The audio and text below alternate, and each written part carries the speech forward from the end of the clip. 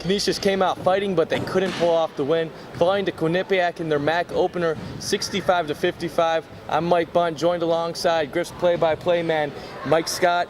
Mike, it was a game where Canisius was in it throughout. They played hard, had intensity, but in the end they just couldn't make the plays to finish it. Yeah, Canisius had a 4-point lead in the second half, and they were on the wrong side of a 9-0 Quinnipiac run, which really decided the basketball game. Up until that point, they kind of had the Bobcats on the ropes a little bit in the second half, but they fell victim to a typical problem that they've had lately, turning the ball over. They turned it over more than 20 times, led to 24 Quinnipiac points, and during that 9-0 run, Bobcats turned to a sort of a soft pressure. It wasn't a full court press, but it was more of a 3/4 court press. And Canisius had a hard time responding to that. They weren't moving as well. They weren't moving into passing lanes to give their teammates somewhere to throw the basketball. They let defenders stay in front of them and take passes away. And ultimately that led to turnovers. Bobcats made some big shots. Jasmine Martin was terrific down the stretch, and they were able to come into the Kessler Center and get a win.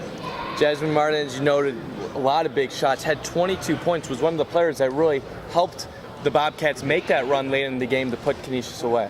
Yeah, it was a sneaky 22 points for Jasmine Martin because she was going along and having sort of a quiet game, and then we came into the last 6 minutes or so, and she just took over the basketball game from an offensive perspective. She would face up on her defender, knock down a three. Even the defender really wasn't in bad position, but Jasmine Martin just hit clutch shots, contested shots. She was able to get to the bucket, able to finish things on the foul line. She had a nice finish to her ball game today. Here's how it looked and sounded with Mike Scott on the call. Cross-court pass now for Kayla Ho'ohuli. Drives into the lane. Nice reverse move to the left hand. And she'll finish going back to the right hand. They didn't throw it to her. Morabito for three. Got it! Ho'ohuli bounces one into Porter. Shot fake. Tough shot over Warner. It's good. Quinnipiac has their own radio team as well. Miskovic drives to the bucket and finishes nicely with the right hand. McQueen and Martin are the ones you're going to pay attention to. Nice play by Jen Lennox, shooting 39% from beyond the arc. That's why I was just going to go with Boo all afternoon. Nice dish from Lennox to Porter.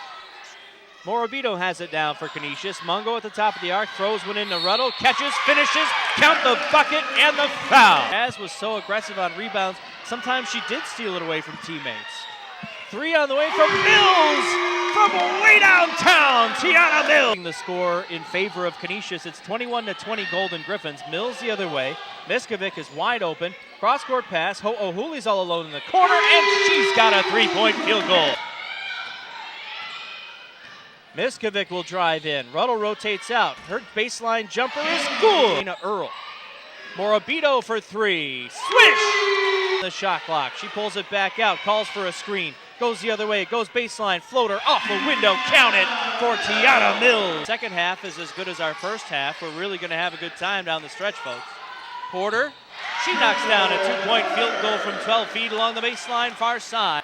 McQueen goes 0 for 2 from the free throw line. Canisius dodges a bullet, Mills the other way. Morabito, baseline jumper for two, swish! Lennox calling for it inside. Guastella trying to fight her off. Three is gone! Count it for Jen Morabito. A foul wasn't called inside on maybe Vanna Bovenkamp or Lennox. There were two in the vicinity. Vanna Bovenkamp scoops it home with the left hand. To 45, Bobcats, Mills, Lennox catches a tough pass and scores off the window.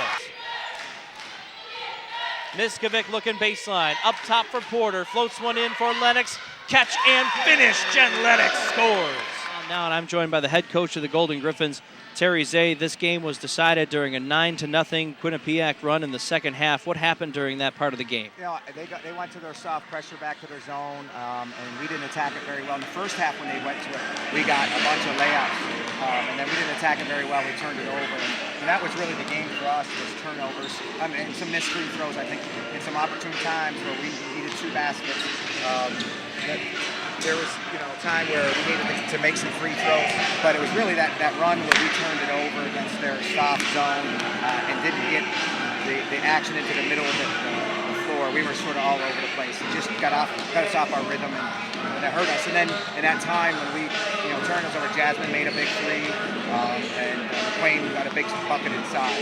So I thought that was the game. Other than that, we competed really hard. Really competed hard. That's as hard as we competed in a while. I'm pleased with that. And we just got to sharpen those things up. We got to do a better job being ready to attack that zone. Yeah, I did think your effort was much better. Obviously, you said the free throws. You missed some free throws at some key times. But you had to like the energy, especially on the bench. Seemed every player, even on the bench, whether they're on the bench or on the floor, was really mentally involved in this basketball game. Yeah, absolutely. Like their attention to detail in the scouting report beforehand was amazing. They were on top of it. We did some things on out-of-bounds plays that they were right on top of. Like all those things were there. It was just that stretch of where we turned it over. I thought we missed a couple easy ones right inside, and then we turned it over. And that's what got us. We're just back on our heels and didn't get our spacing right there. So, it's disappointing that we lost it. I feel better about how we played. I feel better about that's the basketball team that can continue to improve as we get into MAC play. With the loss, Canisius falls to 4-6 overall and starts MAC play 0-1. They're back in action next Sunday when they go on the road to take on Manhattan. He's Mike Scott. I'm Mike Bunt, and you're watching Griffs TV.